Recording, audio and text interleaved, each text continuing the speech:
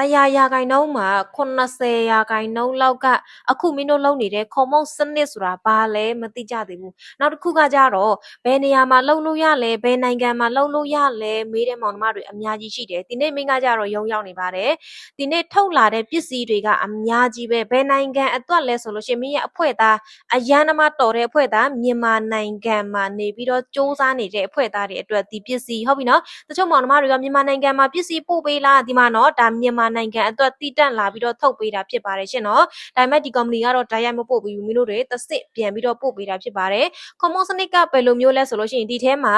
ကျမရေးအလှအပနေ့စဉ်သုံးစားသုံးကုန်အကုန်လုံးပစ္စည်းအစုံရှိတဲ့ platform တစ်ခုဖြစ်တယ်ဒီနေရာမှာအကိုတို့မတို့တွေအကောက်ဖွင့်ထားတယ်ကိုလိုအပ်တဲ့ပစ္စည်းတွေကိုဝယ်သုံးဝယ်စားပြီးတော့နေ့စဉ်နေ့တိုင်းတစ်သက်လုံးဝင်ငွေပြန်လဲတည်ဆောက်လို့ရတဲ့စီးပွားရေးအခွင့်အလမ်းလေးပြန်ရတဲ့ online စီးပွားရေးစနစ်တစ်ခုဖြစ်တယ်ဒါကြောင့်အကိုတို့မတို့ common စီးပွားရေးစနစ်ဆိုတာဘာလဲမသိသေးဘူးဆိုလို့ရှိရင်မြန်မြန်လေးလေ့လာပါဘာလို့လဲဆိုတော့ဒီနေ့မင်းရုံရောက်နေ